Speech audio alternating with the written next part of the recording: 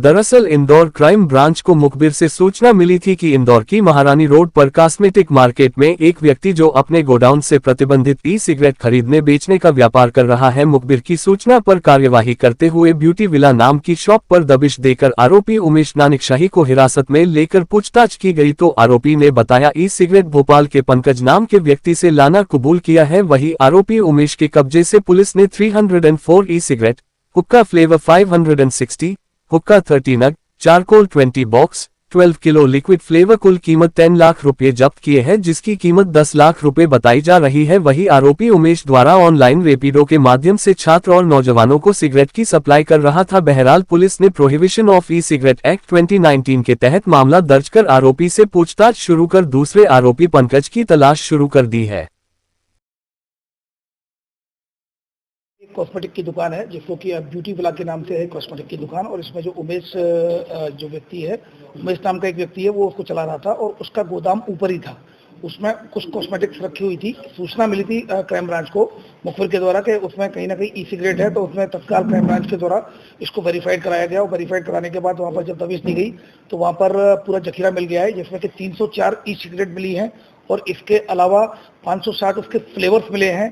30 हुक्का जो हुक्का होता है जिसके द्वारा ये पीते, तो 30 हुक्का मिले हैं।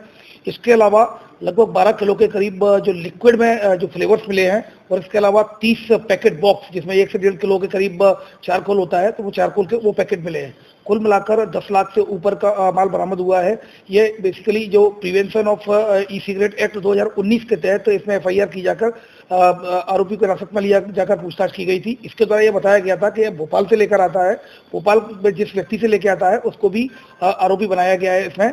और इसमें जो सबसे जो इम्पोर्टेंट है, जो ये इससे पूछताछ की गई तो इसके द्वारा बताया गया व्हाट्सएप के द्वारा या ऑनलाइन के द्वारा उसको मैसेज आते हैं, उसके बाद वो रैपिडो से बुक करा के इसकी सप्लाई करता है।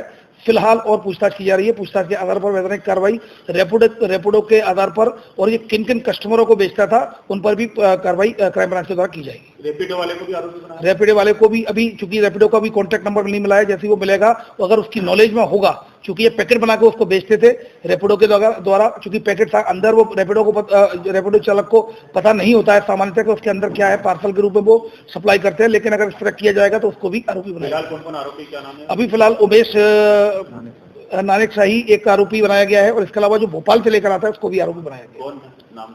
पंकज, भोपाल में पंकज नाम का व्यक्ति है, जिससे कि ये खरीद कर ला भंवर कुआं में जो जिसके खिलाफ कार्रवाई हुई है, वही उसी से ही भोपाल से लेकर आना बताया है। ये पूरी उनकी सूची बना ली गई है, उन लोगों के खिलाफ भी वैधानिक कार्रवाई की जा रही है। ये पंकज सर 4 दिन पहले पकड़ा जा चुका, तो इससे बरामद कैसे हुई? क्योंकि फिर इन्होंने फिर क्यों बरामद नहीं किया, सिर्फ केवल 36 से बरामद कर पाए उससे? अब एक्चुअली मैं उनके द्वारा पूछताछ जो भी की गई हो, उन्होंने बताया होगा, जो पंकज ने कबूल किया होगा, लेकिन पंकज और कहाँ सप्लाई करता है, तो ये अब उसमें हम पंकज से पूछताछ करके और भी अन्य स्रोतों के बारे में जानकारी निकालेंगे। कितनी बरामद हुई? अभी पंकज हमें मिला नहीं है, क्योंकि अभी एक उमेश ही आरोपी अभी फिलहाल आरोपी के साथ, हाँ, आरोपी बनाया उसको।